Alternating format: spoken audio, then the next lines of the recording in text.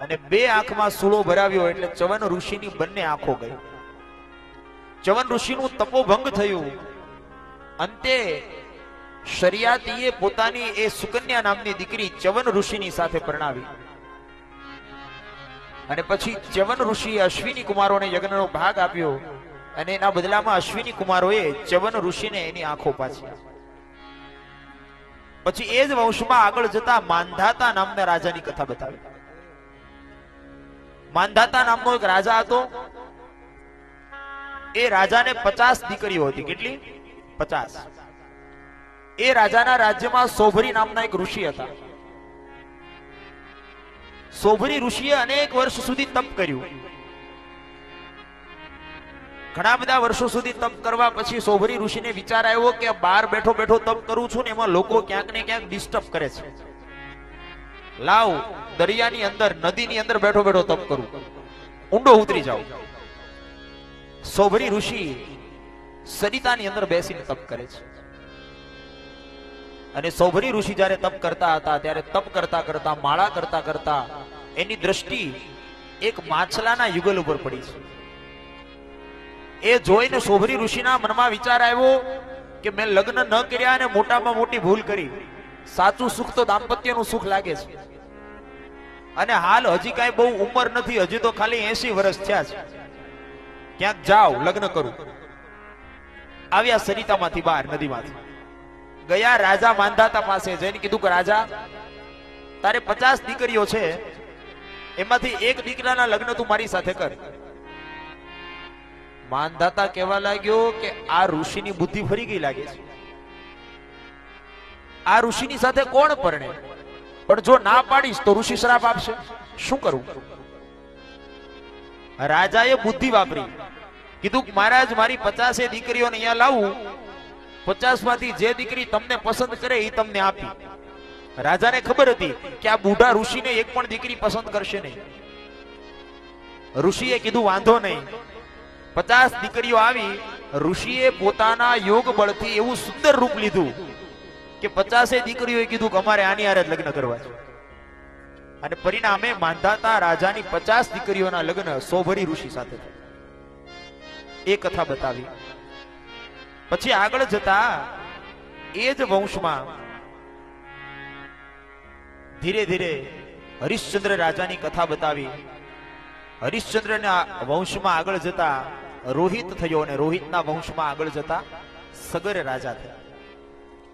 સગર રાજા અશ્વમેધ યજ્ઞ કરતા હતા ત્યારે એના યજ્ઞમાંથી ઇન્દ્રએ ઘોડો ચોર્યો. ચોરીને ઇન્દ્રએ કપિલ ઋષિના આશ્રમમાં બાંધી દીધો. સગરના 60,000 પુત્રો એ અશ્વને ગોતતા ગોતતા, શોધતા શોધતા કપિલ મુનિના આશ્રમમાં પહોંચ્યા. ત્યાં જઈને જોયું તો ઘોડો ત્યાં બંધાયેલો છે અને ઋષિ આંખ બંધ કરીને બેઠા છે. માટે આ ઋષિ ઢોંગી છે એમ સમજી અને પુત્રો કોલાહલ કરવા લાગ્યા. એ સમયે કપિલ મુનિની આંખ ખુલી, તપોભંગ થયું અને એક દ્રષ્ટિ પડી કપિલ મુનિની તો સગર રાજાના 60,000 પુત્રો વળીને ભસ્મ થઈ ગયા. પછી તો એ સગર રાજાના વંશમાં આગળ જતા અંશુમાન નામનો એક દીકરો થયો. એ દીકરો પોતાના 60,000 પિતૃઓના ઉદ્ધાર માટે કપિલ મુનિ પાસે ગયો અને કીધું, પ્રભુ, તમારા અપરાધથી મારા 60,000 પિતૃઓ મરાણા છે, એના કલ્યાણ માટે તમે કઈક રસ્તો બતાવો. કપિલ મુનિ કહેવા લાગ્યા, સ્વર્ગમાંથી ગંગા આવે અને ગંગા જળનો જો તારા પિતૃઓને સ્પર્શ થાય તો તારા પિતૃઓની મુક્તિ થાય. ત્યારે કપિલ મુનિના કહેવાથી અંશુમાન નામના રાજાએ ગંગાના અવતરણ માટે તપ કર્યું છે. હજારો વર્ષ સુધી તપ કર્યું. અંશુમાનનું મૃત્યુ થયું પણ ગંગા પ્રસન્ન ન થઈ. પછી અંશુમાનનો પુત્ર હતો દિલીપ. એ દિલીપે પણ આખી જિંદગી તપ કર્યું. એનું પણ મૃત્યુ થયું તોય ગંગા પ્રસન્ન ન થયા. અને દિલીપનો પુત્ર હતો ભગીરથ, એણે આખી જિંદગી તપ કર્યું. ત્યારે 3 પેઢીના તપથી ગંગા પ્રસન્ન થઈ. ગંગાજીએ ભગીરથને કીધું કે બોલો રાજા, શું ઈચ્છા છે? ભગીરથ કહેવા લાગ્યા કે માં, મારા પિતૃઓના ઉદ્ધારણ માટે આ પૃથ્વી ઉપર અવતાર લ્યો. ગંગા કહેવા લાગ્યા કે હું પૃથ્વી ઉપર અવતરણ તો કરું એનો વાંધો નથી, પણ મારો પ્રવાહ, મારો વેગ એટલો બધો પ્રચંડ છે કે આ દુનિયામાં મને જીલી શકે એવો વ્યક્તિ કોઈ નથી. ગંગાને પોતાના વેગનું અભિમાન છે. અને એક વસ્તુ યાદ રાખજો મારા વાલા, આ દુનિયામાં અભિમાન ક્યારેય કોઈનું ટકતું નથી. જ્યારે વ્યક્તિ અભિમાન કરે ત્યારે એનું પતન ચોક્કસ થાય છે. શિરઃ શાર્વમ સ્વર્ગાત પશુપતિ શિરસ્તઃ ક્ષિતિધરમ મહિદ્રાદુ તુંગા દવ નિમવનેશ્ચાપી જલધિમ અધોધો ગંગેય પદમુપગતા સ્તોકમથવા વિવેક ભ્રષ્ટાના ભવતિ વિનિપાતઃ. જે વ્યક્તિ વિવેક ચૂકે એનો વિનાશ ચોક્કસ થાય છે. ગંગાજી કહેવા લાગ્યા કે મારા વેગને કોઈ જીતી શકે, કોઈ ઝીલી શકે એવું નથી. અને ત્યારે અંશુમાન, દિલીપ અને ભગીરથ ત્રણ પેઢીનું તપ ભેગું થયું અને રાજા ભગીરથ ગયા શિવજી પાસે. શિવજીને સ્તુતિ કરી છે. જટાકટા હસમ ભ્રમણ ભ્રમણની નીલપ નિર્ઝરી વિલોલ વિચ્ચી વલ્લરી વિરાજમાન મૂર્ધની દગદ દગદ દગજ વલલ લલાટ પટ્ટ પાવકે કિશોર ચંદ્રશેખરે રતિ પ્રતિક્ષણમ. શિવજીને પ્રસન્ન કર્યા અને કીધું, પ્રભુ મારા પિતૃઓના ઉદ્ધારણ માટે હું ગંગાને પૃથ્વી ઉપર લઈને તો આવું છું, પણ ગંગાજી એવું કહે છે કે મારા વેગને કોઈ ઝીલી શકશે નહીં. આપ કૃપા કરો, મારા પિતૃઓના ઉદ્ધારણ માટે આપ પૃથ્વી લોક ઉપર અવતરણ કરો. અને ત્યારે શિવજીએ કીધું, ચિંતા ન કરો, ગંગાજીને કહી દો મારી જટામાં આવી જાય, હું મારી જટામાં એને ધારણ કરું છું. અને પછી તો અંગે અભિમાનને આકાશેથી ઉતરી. આપણે ત્યાં બહુ સરસ ભજન છે. અંગે અભિમાનને આકાશેથી ઉતરી, અંગે અભિમાનને આકાશેથી ઉતરી, પડતા ધોધમાર પાણી જટામાં ગંગાજી અડવાણી, જટામાં ગંગાજી અડવાણી. અંગે અભિમાન ને આકાશેથી ઉતરી અને પડતા ધોધમાર પાણી. જેવી આવી શિવજીની જટામાં અને શિવજીએ જટા એવી ખોલી, જટા જંગલ બની ગઈ. ગંગા જટામાં અડવાણી, ભગવાન શિવે જટા બંધ કરી અને હવે ગંગાને જટામાંથી બહાર નીકળવાનો માર્ગ મળતો નતો. ગભરાણી શિવજીને પ્રાર્થના કરવા લાગી, પ્રભુ મુક્તિ કરો, મને માફ કરો, મને આમાંથી બહાર કાઢો. ગંગાને ખબર નથી કે ભગવાન શિવ તો દેવોનો દેવ છે. મહાદેવ ચપટી ભભૂત મેં હે ખજાના કુબેર કા. શિવજીએ મસ્તકમાંથી, જટામાંથી એક વાળ કાઢ્યો અને ત્યાંથી ગંગાનો પ્રવાહ પૃથ્વી લોક ઉપર આવ્યો છે. ધીરે ધીરે ધીરે ધીરે એ ગંગા ચાલતી ચાલતી આવતી હતી. વચ્ચે જનહુ ઋષિનો આશ્રમ આવ્યો. ઋષિનો કોઈ શિષ્ય જોઈ ગયો, ગુરુજીને કહેવા લાગ્યો, ગુરુદેવ કોઈ નદી ગાંડી તૂર થઈને આવે છે, હમણાં તમને ને મને આશ્રમને બધાને વહાવીને લઈ જશે. ગુરુજી કહેવા લાગ્યા, ચિંતા ન કરીશ, હું બેઠો છું. જનહુ ઋષિ આડા ઉભા રહ્યા અને જેમ કોઈ નાનો બાળક પાણીનો ગ્લાસ પીવે એમ જનહુ ઋષિ આખી ગંગા પી ગયા છે. પોતાના પેટમાં રાખી ગંગાનું અભિમાન બીજી વાર તૂટ્યું. પછી પોતાની જાંઘમાંથી કાઢી ગંગા, એટલે ગંગાનું એક નામ પડ્યું જાહ્નવી. અને પછી તો ધીરે ધીરે ભગીરથની પાછળ ગંગાજી ચાલતા ચાલતા આવે છે. દેવી સુરેશ્વરી ભગવતી ગંગે, દેવી સુરેશ્વરી ભગવતી ગંગે, ત્રિભુવન તારિણી તરલ તરંગે, ત્રિભુવન તારિણી તરલ તરંગે.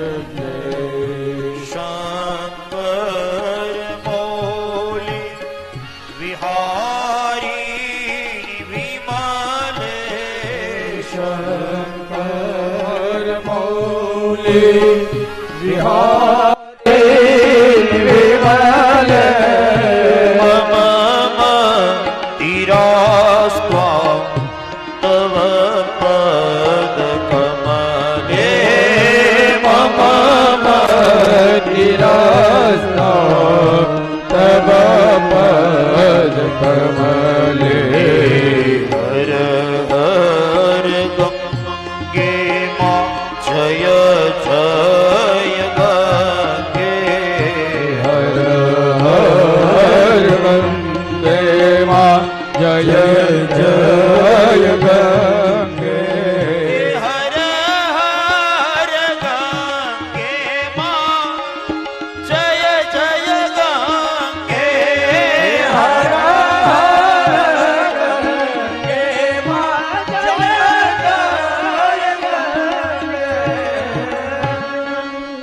ગંગાજીનું અવતરણ થયું પૃથ્વી લોક ઉપર. ભગીરથના પિતૃઓનો ગંગાજીએ ઉદ્ધાર કર્યો છે.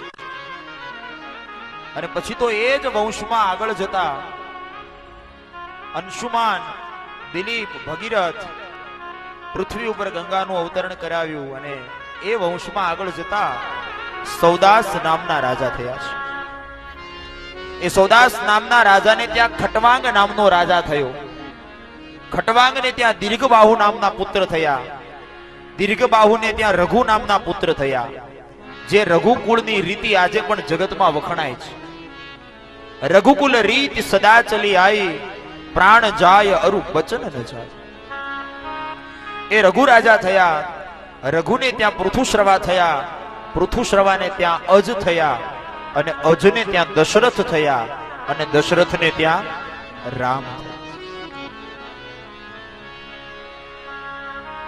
ભાગવત કથાની અંદર રામ કથા બહુ વિશેષ પ્રકારે નથી, પણ આવો થોડી વાર માટે પહેલા અયોધ્યા જઈએ, પછી ગોકુળ જઈશું. કારણ કે ચુકાદો આપણા પક્ષમાં આવ્યો છે, એટલે પહેલા અયોધ્યા જઈએ, પછી ગોકુળ જઈશું. आइए कुछ मिनटों के लिए भगवान राम के चरित्र का गुणगान करते हैं. तुलसीदास जी लखे छे, अवधपुरी रघुकुल मनिराव, अवधपुरी रघुकुल मनिराव, अवधपुरी रघुकुल मनिराव, अवधपुरी रघुकुल मनिराव, वेद विदित जहि दशरथ राव, वेद विदित जहि दशरथ राव, धर्म धुरंधर गुण निधि ज्ञानी, धर्म धुरंधर गुण निधि ज्ञानी, धर्म धुरंधर गुण निधि ज्ञानी, धर्म धुरंधर गुण निधि ज्ञानी, हृदय भगति मति सार पाणी, हृदय भगति मति सारंग पाणी. अवधपुरी अयोध्या नामनी एक नगरी है. अयोध्या नगरी ना राजा दशरथ त्रण राणीओ छे, कौशल्या, सुमित्रा अने कैकेयी. कौशल्यादि नारी प्रिय सब गुण आचर पुनीत, पति अनुरूप प्रेम दृढ़ हरिपद कमल विनीत, अवधपति रघुकुल मनिराव, अवधपुरी रघुकुल मनिराव. રાજાને ત્રણ રાણીઓ છે, દરેક વાતનું સુખ છે, પણ એક વાતનું દુઃખ છે. રાજાને ત્યાં સંતાન નથી અને સંતાન ન હોવાનું દુઃખ રાજાને બહુ તકલીફ આપે છે. આ દુનિયાની અંદર જેની પાસે સંપત્તિ છે એની પાસે સંતતિ નથી, જેની પાસે સંતતિ છે એની પાસે સન્મતિ નથી, જેની પાસે સન્મતિ છે એની પાસે સ્વાસ્થ્ય નથી. કોઈ પૈસા માટે રડે છે, કોઈ સંતાનો માટે રડે છે, કોઈ આરોગ્ય માટે રડે છે, કોઈ સદબુદ્ધિ માટે રડે છે. દુનિયાની અંદર બધા દુખી છે. इस बस्ती में हमारे आंसुओं को कौन पहुंचेगा? इस बस्ती में हमारे आंसुओं को कौन पहुंचेगा? यहाँ जिसको देखो उसका दामन भीगा लगता.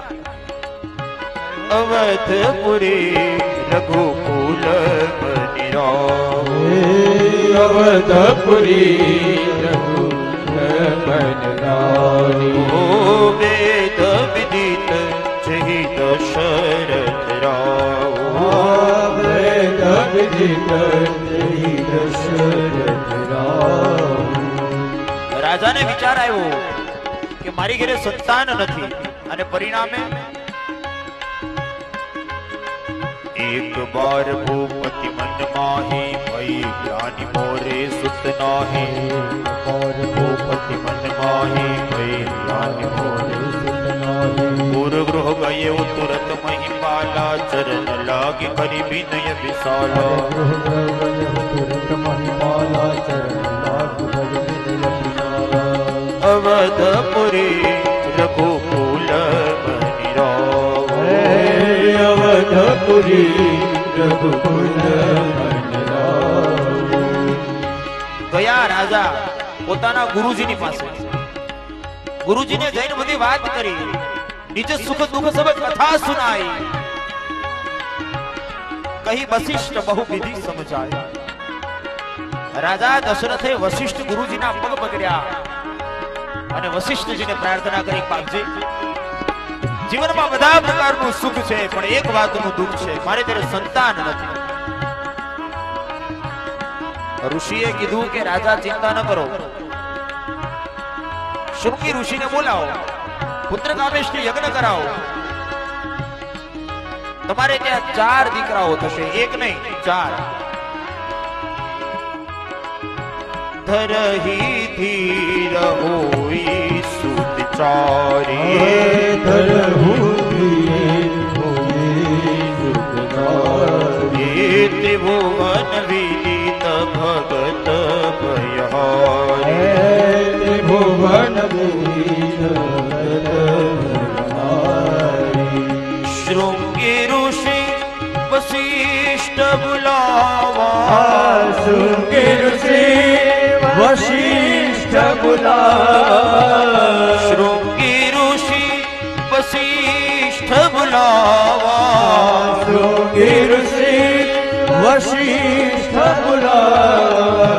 પુત્ર કામ શુભ યજ્ઞ કરાવા, પુત્ર કામ શુભ યજ્ઞ કરાવા. ભગતિ સહિત મુનિ આહુતિ દીને, ભગતિ સહિત મુનિ આહુતિ દીને. ભગતિ સહિત મુનિ આહુતિ દીને, ભગત સહિત મુનિ આહુતિ દીને. પ્રગટે અગ્નિ ચરુ કરલીને, પ્રગટે ચરુ કરલીને. દશરથ રાજાએ પોતાના ગુરુ વશિષ્ઠને પૂછ્યું અને વશિષ્ઠજીએ કીધું, રાજા ચિંતા ન કરો, ઉપાધિ ન કરો, તમારે ત્યાં એક નહીં 4 સંતાનો થશે. શૃંગી ઋષિને બોલાવો અને પુત્ર કામેષ્ટી યજ્ઞ કરાવો. ગુરુજીના કહેવા પ્રમાણે શૃંગી ઋષિને બોલાવી રાજા દશરથે પુત્ર કામેષ્ટી યજ્ઞ કરાવ્યો છે. પુત્ર કામેષ્ટી યજ્ઞની અંદર ભક્તિ સાથે રાજા આહુતિ આપે છે. જુઓ, એક વાત યાદ રાખજો, યજ્ઞ કરો, પૂજા કરો, પાઠ કરો, જપ કરો, કથા સાંભળો, પણ જો ભક્તિ હૃદયમાં નહીં હોય તો કરેલું કાર્ય કઈ કામમાં નહીં આવે. આ યાદ રાખજો. જેવી રીતે અગ્નિ બુજાઈ જાય, એ બુજાઈ ગયેલા અગ્નિમાં ગમે એટલું ઘી નાખો રાખમાં, તો ઘી કઈ કામમાં આવે? અગ્નિ ચાલુ હોય ને ઘી નાખો તો કામ આવે. રાખમાં નાખેલું ઘી નકામું છે. એમ ભગવાનની પૂજામાં, કથામાં, ભગવાનના યજ્ઞમાં જો ભક્તિ ન હોય, એટલા માટે તો આપણે ત્યાં બ્રાહ્મણ યજ્ઞ કરવા આવે ને તો પોતે તો સ્વાહા બોલે, પણ યજમાનને એમ કે બોલો સ્વાહા. યજમાનની પણ ભક્તિ હોવી જોઈએ, ભક્તિ સાથે આહુતિ આપવી જોઈએ. રાજા દશરથે ભક્તિ સાથે યજ્ઞ કર્યો, આહુતિ આપી. યજ્ઞ નારાયણ હાથમાં ચરુનું પાત્ર લઈ પ્રગટ્યા. રાજા ખૂબ આનંદિત થયા. ત્રણેય પત્નીઓને પ્રસાદી આપી અને એ યજ્ઞ નારાયણનો પ્રસાદ લેવાથી ત્રણેય પત્નીઓ ગર્ભવતી બની છે. સમય ધીરે ધીરે પસાર થવા લાગ્યો. ત્રણેય પત્નીઓ ગર્ભવતી બની અને અયોધ્યાના દરેક વ્યક્તિઓને શુકન થવા લાગ્યા છે. અયોધ્યાનો કોઈ માણસ જમીનમાં ખાડો ખોદે ને તો એમાંથી સોના મોર નીકળવા લાગ્યા. અયોધ્યાના બધા વ્યક્તિઓને કાંઈક ને કાંઈક શુકન થવા લાગ્યા. સમજી ગયા કે નક્કી હવે સારો સમય આવે છે. સૌ પ્રસન્ન થયા, સૌ રાજી થયા છે. અને પછી તો ધીરે ધીરે સમય પસાર થયો. ચૈત્ર માસ શુક્લ પક્ષ, તુલસીદાસજી લખે છે, નવમી તિથિ મધુમાસ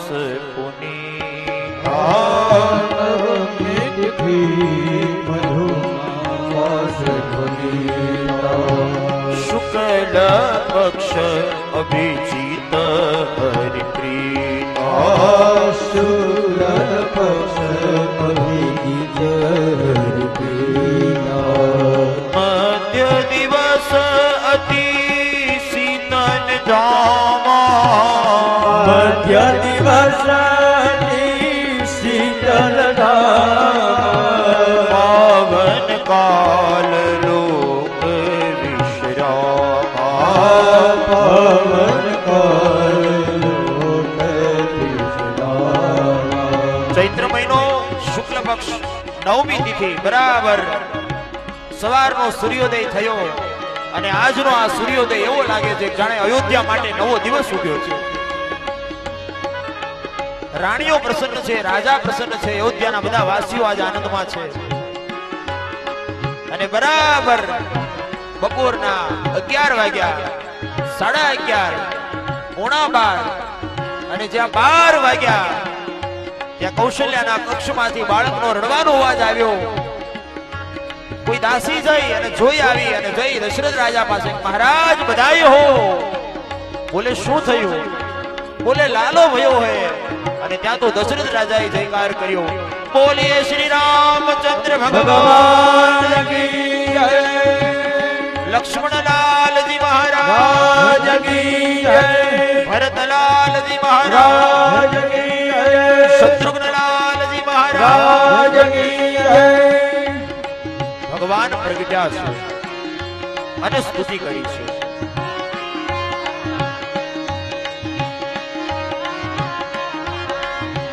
હે ભય પ્રગટ કૃપાલા દીન દયાલા કૌશલ્યા હિતકારી. હર્ષિત મહતારી મુનિ મનહારી અદ્ભુત રૂપ વિચારી. લોચન અભિરામા તનુ ઘન શાભા ભગવાન ભુજચારી. ભૂષણ વનમાલા નયન વિશાલા શોભા સિંધુ ભરારી. ભય પ્રગટ કૃપાલા દીન દયાલા કૌશલ્યા હિતકારી. ભય પ્રગટ કૃપાલા દીન દયાલા કૌશલ્યા હિતકારી. કર કર દુર્જોરી સ્તુતિ દોરી કહી વિધિ કરો અનંતા. માયા ગુણ જાના દયમાના વેદ પુરાણ વનંતા. હે કરુણા સુખ સાગર સબ ગુણ યાગર જય ગાવે સુતિ સંતા. હિત લાગી જન અનુરાગી ભયો પ્રગટ શ્રી ઓ ભય પ્રગટ કૃપાલા દીન દયાલા કૌશલ્યા હિતકારી. ભય પ્રગટ કૃપાલા દીન દયાલા કૌશલ્યા